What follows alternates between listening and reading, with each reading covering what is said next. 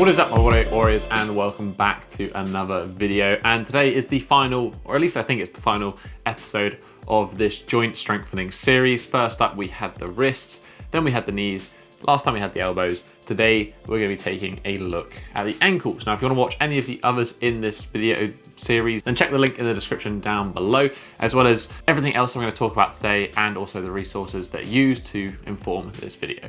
The ankle and the foot is actually a very complex joint. There's like 28 different bones, 33 different joints, as well as various different muscles, ligaments, tendons. In that foot, in that joint, it's incredibly complex. It kind of needs to be treated like such. And one of the reasons that you'll see a lot of the drills I'm performing in this video are performed barefoot is for this reason. Now, most of the time, I'm not a complete psycho in a gym and I do wear some shoes. It's usually some barefoot shoes, but some low-level barefoot hopping can really make a massive difference to strengthening of the ankle and the foot. So just bear that in mind. You can perform these drills with or without shoes. If you are concerned about getting some funny looks at the gym, pretty much all of these drills can be performed anywhere because they don't require any equipment either. So just like before, we're going to take a look at strengthening the surrounding structures with various different drills. Bearing in mind today's video is going to be primarily kind of strength and conditioning biased.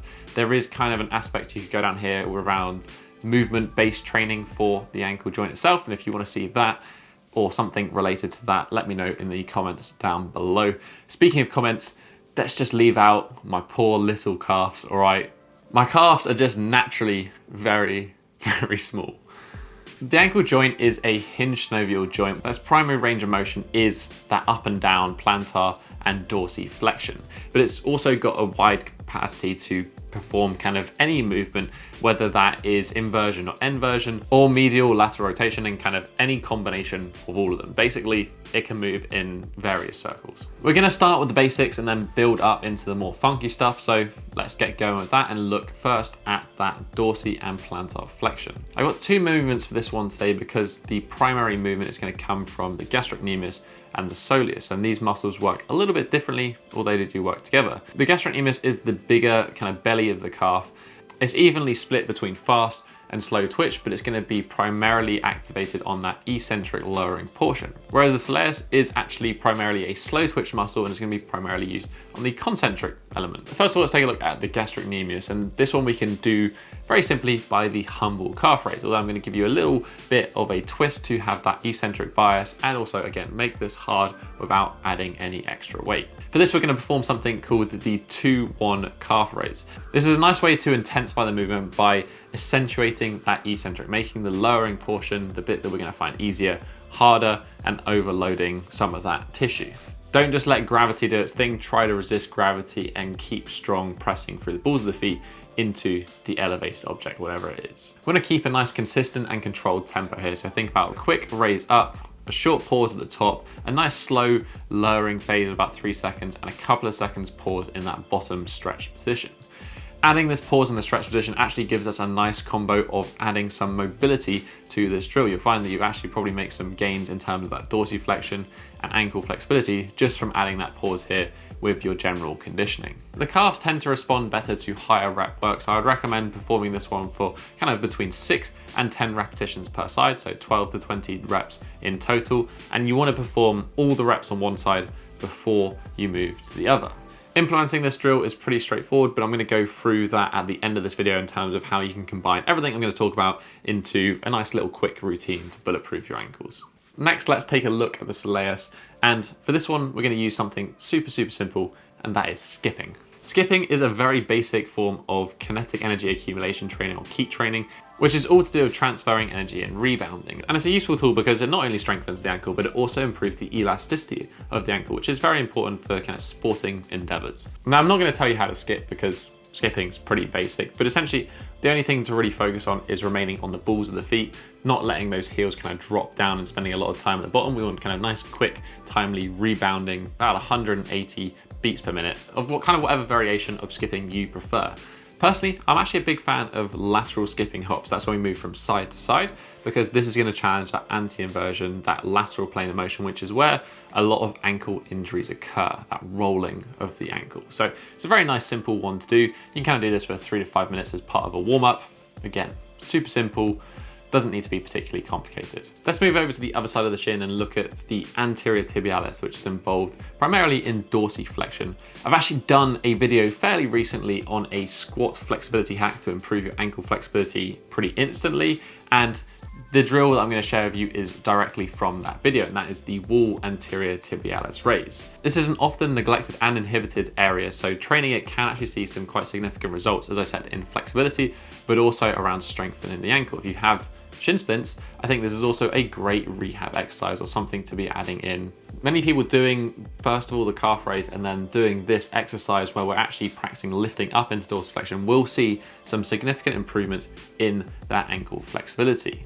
Just like the calf raise, we can perform this one for some higher rep work, think kind of 10 to 20 repetitions. And again, we're going to lift and we're going to pause for a couple of seconds in that raised position, and then again, lower under control. Finally, let's talk about the other planes of motion of the ankle, specifically inversion of the ankle, which is, again, what I said earlier, that is the most common area where you'll injure your ankle. In fact, I myself have injured my ankle a few years ago when I was doing some tumbling. In fact, I actually hurt it landing into a foam pit, just kind of rolled my ankle over, and it took a good couple of years for my ankle to start feeling solid again. Those ligaments and stuff in the foot are a bit of a pain in the ass to strengthen back up again, so I'm very familiar with the next couple of drills that I'm gonna share with you. Again, the first one is a nice and simple drill, and we're actually gonna be taking the basis of the last drill, that wall anterior tibialis raise, and we're just gonna modify it to focus on that anti-inversion work. So we're just gonna turn sideways, starting in this lean position with the foot placed flat on the floor, pulling our foot into actually more of a neutral position. Again, hold this position for a couple of seconds and then lower back under control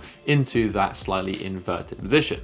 The further away from the wall that you place your foot, the more extreme this range of motion is going to be. But essentially, it just gets our body stronger and more used to being in this slightly inverted position. Just the same way as the anterior tibialis raise, we can perform this one for about 10 to 20 repetitions per side, lifting up, pausing for a couple of seconds, and then lowering in a controlled way back to that starting position. Lastly, I want to share with you a little bit more of a fringe thing, but something that I think is kind of cool, and that is the use of a wedge. This is actually from an old Soviet textbook, and I kind of like this drill. I think it's a cool idea. Essentially, we're going to just place our feet on an angle that is out of that normal flat position. You can actually buy specific wedges to do this, but essentially angling a couple of weight plates or flat objects, whichever you have around, to mimic this will do perfectly fine. From here, we can essentially just perform standard strength and conditioning drills on this kind of setup. So we can do some basic squats, or we can do some single leg work, like some split squats as well. Or finally, we can do some very, very light, low level jumping work. But as with all these drills, we kind of want to progress very slowly, especially with this one, especially with the jumping. It should be very gentle. But again, this is just about exposing our body to that kind of weak position, and then it will eventually get stronger there. See, I would say that this last section is probably not needed. I just wanted to share a bit because I thought it was an interesting one. So that is basically it, a nice collection of very simple drills that you can add to your training, applying this routine, these exercises. Personally, how I would go about it if I wanted to bulletproof my ankles, I would use that skipping 3 to 5 minutes, whatever it was, whatever variation I was doing, just as a light level warm up. Very nice and simple to do. Ideally done barefoot, but you want to be doing it on kind of a receptive surface, so whether that is some rubber matting or some grass, preferably not like cement or tarmac. Then at the end of your sessions, you can add 2 to 3 sets of a circuit of basically all the exercise combined together. So that would be the 2-1 calf raise, the wall anterior tibialis raise, and the wall inversion raise. Just kind of chucking them as a little 3-way circuit, resting a bit in between, doing for a couple of sets for the reps given. Very, very simple way to add in some basic ankle conditioning to your normal training. As I said, this is just taking a kind of strength conditioning approach to strengthen the ankle. There's plenty of different options that you can do. If you think that I've missed one that you particularly like, why don't you let me know in the comments section down below. I'd love to hear your thoughts on this one. Other than that, if you enjoyed this video, you can always hit that thumbs up button and support the channel. Right next to it is that subscribe button if you want to join the Bodyweight Warrior tribe. And finally, if you're looking for some more specific structured programming, you can go over and check out all the programs that I have available in my app and program tribe. Routines to cover everything: strength, flexibility, handstands, and all of that good stuff. But that has basically been it for this week, guys. I'll catch you in the next episode. Have a strong week and peace.